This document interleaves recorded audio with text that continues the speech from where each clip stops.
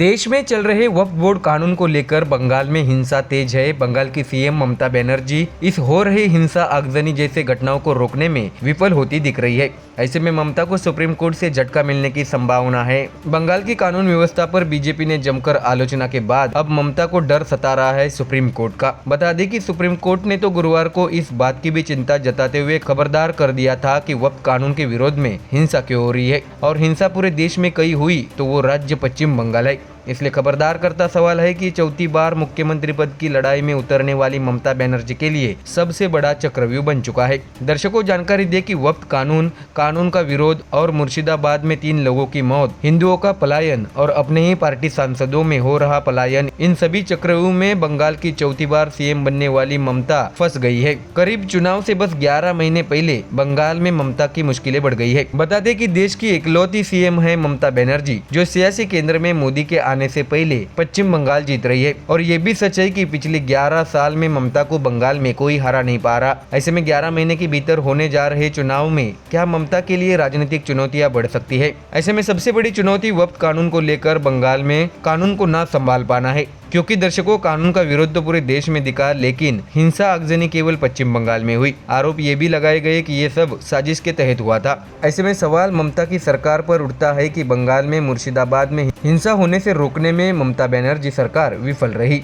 और इसका नतीजा ये हुआ कि वहां से हिंदू परिवारों को अपना घरदार छोड़ के भागना पड़ा। ऐसे में अपने ही राज्य में बीजेपी को हिंसा का जिम्मेदार बताकर मानो ममता ये कह रही हो कि वो हिंसा रोकने में नाकाम रही। ऐसे में ममता सरकार के लिए हिंदुओं का पलायन आगे ममता के लिए बड़ी चुनौती बन सकता है। जहाँ एक तरफ हिंदू परिवार गुस्सा है और वे राज्यपाल से मिले हैं, ऐसे में बंगाल के राज्यपाल खुद मुर्शिदाबाद जाना चाहते हैं। इस पर ममता बनर्जी का बयान भी सामने आया है। ऐसे में ममता बनर्जी कहती है कि मत जाइए महामहिम। वही इससे पहले राज्यपाल ने बयान में कहा था कि मैं पीड़ित इलाकों में जाऊंगा, मैं वहां की रियलिटी चेक करूंगा और वहां के पीड़ितों से मिलूंगा और सभी से मिलने के बाद मैं फाइनल रिपोर्ट दूंगा। इस पर ममता बनर्जी ने राज्यपाल पर टिप्पणी की है। उन्होंने कहा है कि अभी लोगों में फिर से विश्वास जगाने का वक्त है और ये काम प्रशासन कर रहा है, इसलिए मैं वहाँ अभी नहीं जाऊंगी। सही वक्त आने पर मैं मुर्शिदाबाद जाऊंगी। ममता ने यह भी कहा है कि मैं राज्यपाल से अपील करती हूँ कि आप कुछ दिन का इंतजार करें। ऐसे में दर्शकों, जिस ममता पर बीजेपी तुष्टीकरण का आरोप लगाती रही है,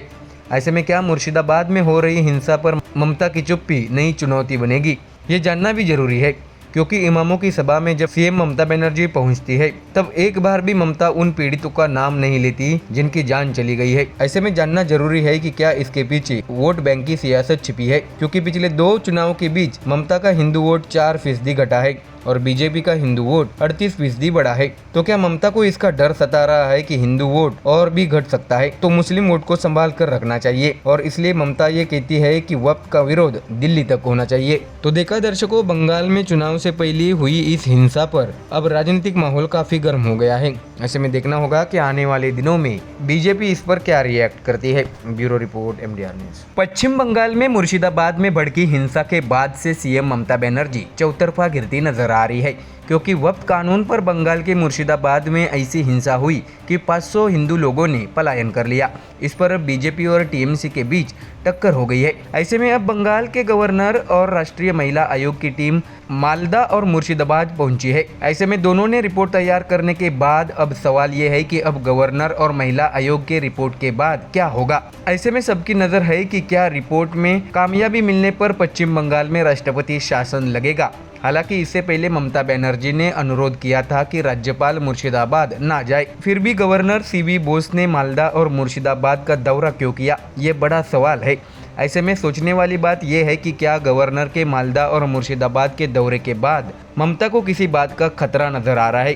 क्या मुर्शिदाबाद का कोई ऐसा सच है जो ममता छुपाना चाहती है?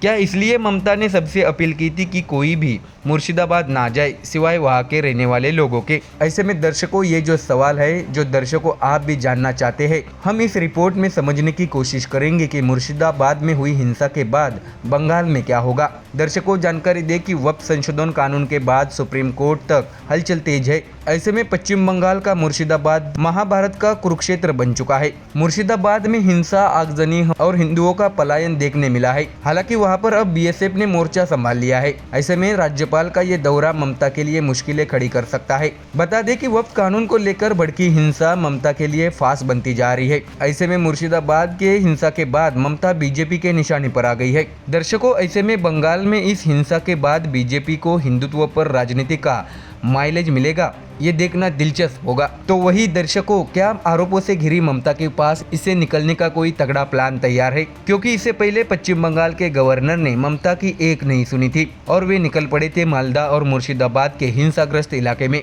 वही उनके पीछे पीछे राष्ट्रीय महिला आयोग की टीम भी वहां पहुंची और उन्होंने भी घटनाओं का जायजा ले लिया। हालांकि ममता बनर्जी ने गवर्नर के इस दौरे से पहले कहा था कि मैं अपील करती हूँ कि कोई भी गैर मुर्शिदाबाद लोगों को वहां पर दौरा नहीं करना चाहिए। इसके साथ ही राज्यपाल से भी कुछ दिन प्रतीक्षा करने की अपील करती हूँ। वहाँ की स्थिति सामान्य हो रही है। फिलहाल मैं भी प्रभावित इलाकों का दौरा नहीं कर रही हूँ। हालांकि गवर्नर सीवी बोस ने ममता का निवेदन ठुकराते हुए कहा कि ये उनका कर्तव्य है। पीड़ित क्षेत्र का दौरा करना, वहाँ की हालचाल जानना, मुर्शिदाबाद में कानून व्यवस्था को देखना, हिंसा की जड़ों तक पहुँचना है और वे खुद इस पर रिपोर्ट तैयार करके केंद्र सरकार को भेजने वाले हैं। ऐसे में ममता की मुश्किलें बढ़ने के आसार साफ है। अब देखना ये होगा कि आने वाले दिनों में क्या पश्चिम बंगाल में राष्ट्रपति शासन लगता है या फिर इस पर कोई बड़ा एक्शन देखने को मिलता है।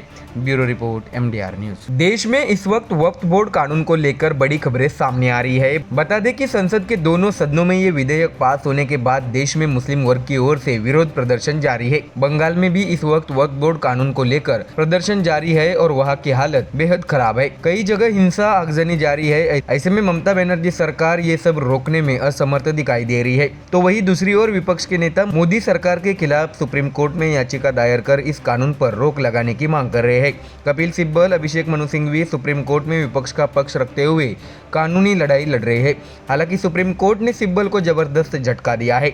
मुस्लिम पक्ष की ओर से दलीलें देते हुए कपिल सिब्बल ने एक्ट पर सवाल उठाते हुए कहा है कि इसमें हिंदू की एंट्री को लेकर आर्टिकल 26 का उल्लंघन किया गया है। तो वही अब आम आदमी पार्टी के नेता और सांसद संजय सिंह ने भी वक्फ बोर्ड कानून को लेकर मोदी सरकार पर निशाना साधा है।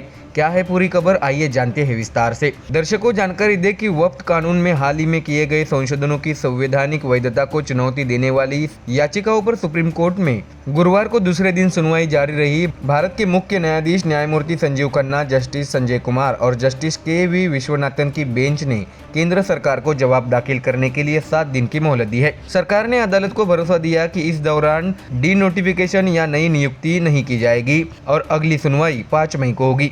ऐसे में दर्शकों, इस कानून पर लगातार से राजनीतिक प्रतिक्रिया सामने आने लगी है। अब आम आदमी पार्टी के राज्यसभा सांसद संजय सिंह ने केंद्र की नरेंद्र मोदी सरकार पर निशाना साधते हुए सोशल मीडिया प्लेटफॉर्म X पर लिखा है कि वक्फ संशोधन बिल पूरी तरह गैर संवैधानिक है। यही बात मैंने JPC के समक्ष और सदन में भी उठाई थी। सुप्रीम कोर्ट ने केंद्र सरकार से जो सवाल किए हैं उसका कोई जवाब मोदी सरकार के पास नहीं है। अभी भी वक्त है। मान लो ये देश बाबा साहेब के लिखे संविधान से चलेगा, किसी मोदी के फरमान से नहीं। दरअसल दर्शकों, ये जानना जरूरी है कि अगर संसद के दोनों सदनों में विधेयक बहुमत से पास होता है तो फिर देश का विपक्ष इस पर राजनीति क्यों कर रहा है? क्योंकि विपक्ष को भी मालूम है अगर उनका वोटर वर्ग इससे नाराज हुआ तो आने वाले चुनाव में विपक्ष को हार का मुंह देखना पड़ सकता है। ऐसे में आम आदमी और कांग्रेस के नेता मोदी सरकार पर निशाना साधने में लगे हैं। ऐसे में बौखलाए आप सांसद संजय सिंह अब अजीबोगरीब बयानबाजी करने में जुटे हैं।